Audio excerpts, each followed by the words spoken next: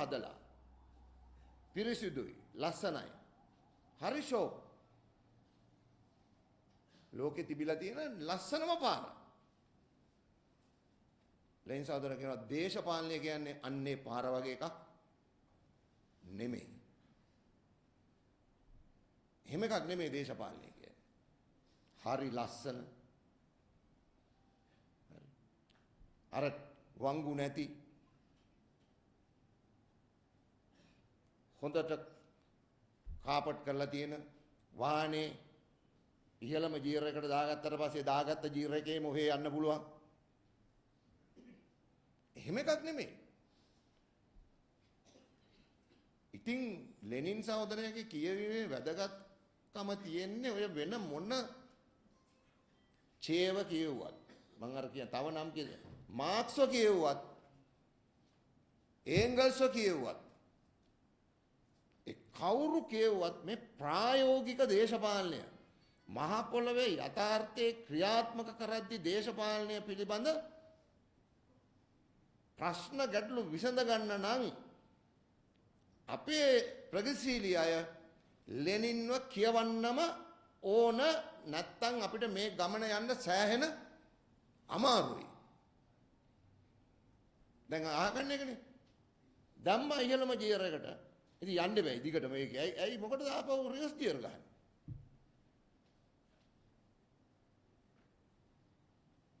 දැන් ඒ වගේම නිතර අහනවා. එහෙම දේශපාලනයක් නැහැ.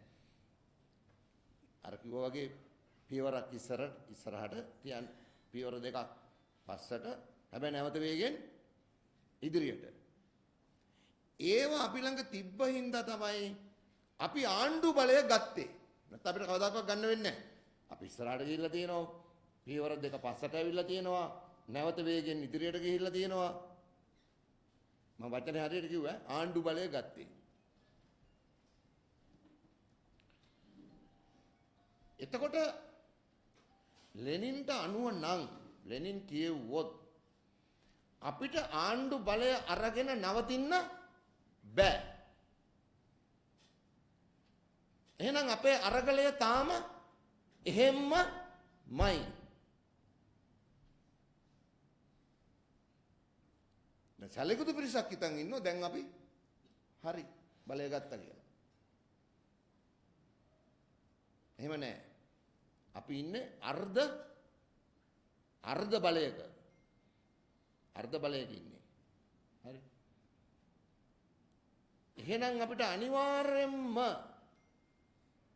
ඉතුරු අර්ධය සම්පූර්ණ කර ගැනීම සඳහා අපි බොහෝ කාලයක් ආපු අරගලේ අඛණ්ඩව තව ඉදිරියට ගෙන යා යුතුව තිබෙනවා.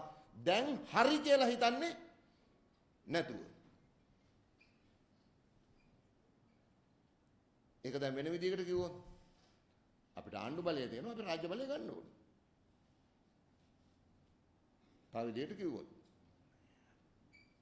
ලෙනින්ම කියලා දෙනවා අපි අපේ පන්තියට බොරු කියන්නේ නැහැ. අපි අපේ දේවල් ප්‍රතිපත්ති හංගන්නේ නැහැ. ඒ අර්ථෙම තමයි මම කියන්නේ අපි දැනට ඉන්න ආණ්ඩු බලය අරගෙන විතරයි අපි රාජ්‍ය බලය ලබා ගැනීම සඳහා වන අරගලයක් තව ඉදිරියට කරගෙන යා යුතුයි. එතකොට තමයි අපේ අරගලය එක්තරා ආකාරයකින් සම්පූර්ණ වෙන්නේ. දැන් අපිට කියනවා දිනපතා දැන් මම ඇමති කෙනෙක් නිසා මට එනවනේ දිනපතා. ෆෝන් එක අදින්න ඇදලා කියන්නේ ගොත් ඔයගොල්ලන්ට වෙලා යයි. තේරුමක් නැහැ. හරි. මේ අහවල් ආයතනයේ සහෝදරයා අපි ගියා. දැන් ගිහිල්ලා තියෙනවා 10 පාරක් විතර. එතන ඉන්නේ උන් අපිව ගණන් ගන්නෙත් නැහැ. හරි. තාම පරණ එකමයි. කෝ සහෝදරයා වෙනසක් කියනවාද? ඒ කියන්නේ ආණ්ඩුවේ වෙනසක් වුණාට රජය තුල ප්‍රබල වෙනසක් සිද්ධ වෙලා තියෙනවාද? නෑ. ඒ ප්‍රබල වෙනස වෙනවා රජය අපේ නම්. එහෙනම් දැන් අපිට මොකද්ද තියෙන බලය? ආණ්ඩු බලය තමයි. එහෙනම් ආණ්ඩුවයි රජය අතර තියෙන සම්බන්ධය මොකද්ද දැනට අපිට? අපේ නෙමෙයි නම් මොකද්ද අපිට තියෙන සම්බන්ධය? ජනතාව අපිට දීලා තියෙන බලය කොහොම එකක්ද එතකොට මේ තියෙන්නේ? තියෙන්නේ ආණ්ඩුව හැසිරවීමේ බලය. ඒක තියෙන්නේ ව්‍යවස්ථාවෙන්. ආණ්ඩුව හැසිරවීමේ බලය. එතකොට ඒක දෙකක්. දැන් මගෙන්ම ගමු දාන්න මට තියෙනවා මගේ ලේකම්ව හැසිරවීමේ බලයක්. ලේකම්ට තියෙනවා අතිරේක ලේකම්ලා ඇතුළු අනිත් අය හැසිරවීමේ බලයක්. එහෙම බලයක් තියෙනවා. ඉතින් අපි හසුරවනවා. හැසිරෙව්වට තාම ඒකේ සෑම පුරුකක් ගානෙම චේන් එකේ සෑම පුරුකක් ගානෙම ජනවරමට ඕන විදියට ගෙනාපු ආණ්ඩුවට ඕන විදියටම හැසිරෙන්නේ නැහැ. මෙතන උරුසමිති ව්‍යාපාරයේ ගොඩක් අය ඉන්නවා. එතකොට ඒගොල්ලෝ අපිට කියනවා සහෝදරයා මොකද්ද වැඩි? සමහර ආයතන වල උරුසමිති ගණන් ගන්නෙත් නැහැ. මේ උරුසමිති ව්‍යාපාරය එම ප්‍රශ්නකට මුහුණ දීලා තියෙනවා. අඩු වැඩි වශයෙන්. අපි මොපත් කරපු සභාපතිලා ඉන්නවනේ යූනියන් එකත් සම්බන්ධ කරගන්නේ නැහැ වැඩවලට. ඒ යූනියන් එක කියන්නේ අපේ පන්තිය. පන්තියේ සංවිධානයක් නේ. අපේ පන්තියේ වැඩ කරන පන්තියේ සංවිධානයක්. එතකොට වැඩ කරන පන්තියේ සංවිධානය සම්බන්ධ කරගන්න ඕනනේ මහ ජනතාව වෙනුවෙන් කරන කටයුතු වලට.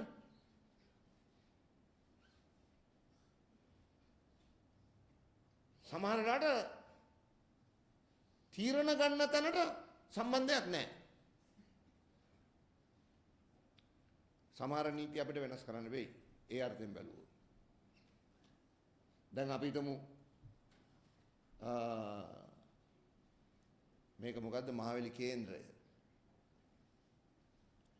එතන මේවා මහවැලිය ගමුකෝ. ශ්‍රී ලංකා මහවැලි අධිකාරිය. හරි. දෙයකට ඉන්න අධ්‍යක්ෂක මණ්ඩලයක්. ඉන්නවනේ. අධ්‍යක්ෂක මණ්ඩලයට හරනම් දාන්න ඕන කවුද? බහුතරයක් එන්න දාන්න ඕන වෘසමිති නායකයෝ. බහුතරයක්. නෑ එහෙම එකක් නෑ තාම. එතකොට තමයි වැඩ කරන පන්තියේ අවශ්‍යතාවයන් මතත් පදනම් වෙච්ච ක්‍රියාකාරීත්වයක් මේ තැන්වල ඉස්සරහට එන්නේ.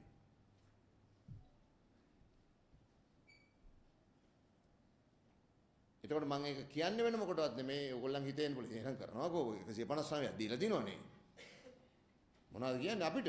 අපේ වැඩේ අපි කරන්නේ.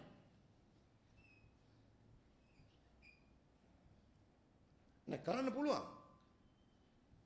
කරන්න පුළුවන් යමක් කරන්න කලින් ඒකට ඕන කරන මතවාදයක් සමාජය තුල ගොඩනගන්න ඕන. ඒකට ඕන කරන මතවාදයක් ගොඩනගන්න ඕන. ඒතර අපිට අපේ උරු සමිතියට කියන්න තියෙන්නේ ගොඩනගන්නේ මතවාදී. දැන් පත්‍රිකාවක්වත් ගහන්නේ ආණ්ඩු කරන්න පටන් අරන් අපිටම තමයි මේ කියගන්නේ. ස්වයං විවේචනය.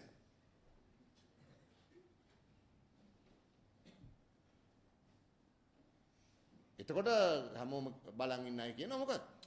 මේ පරණ යන්ත්‍රෙමනේ පරණ එවුම්මනේ. උන් නිකන් වෙස් මාරු කරගෙන ඔළුව පොඩ්ඩක් හංගගෙන ඉන්නවා.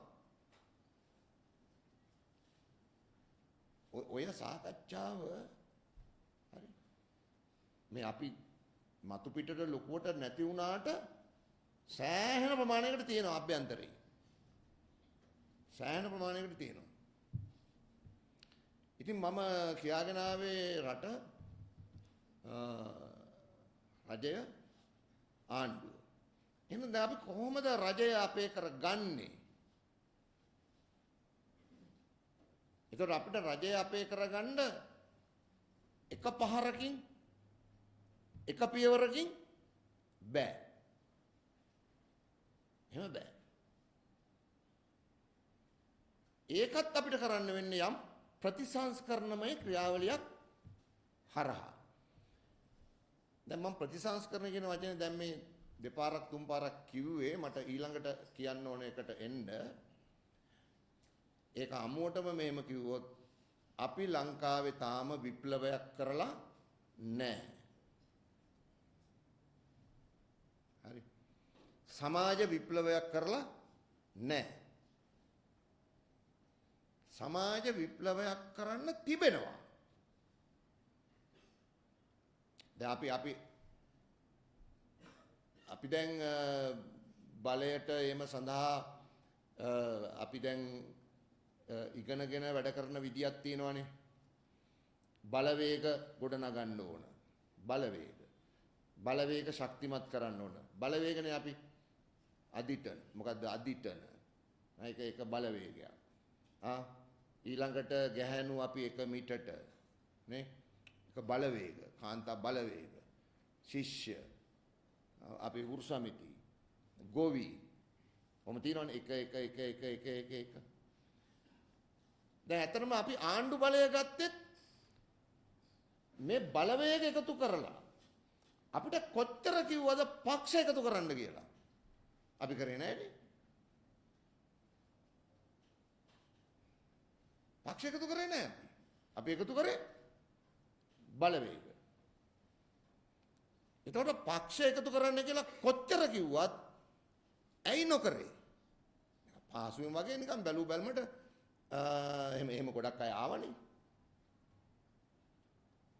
ඇයි අපිට දීපු අධ්‍යාපනයක් තියෙනවා. මොකක්ද අධ්‍යාපනය? පක්ෂය කියන්නේ ලෙනින්. දැන් තව පැත්තකින් ගත්ත ඔයගොල්ලෝ දන්න පන්තිය.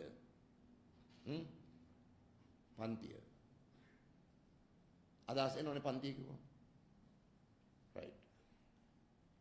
පන්තියේ දියුණුතම බලවේගය. පන්තියේ දියුණුතම කණ්ඩායම. මොකද්ද? පක්ෂය. හරි.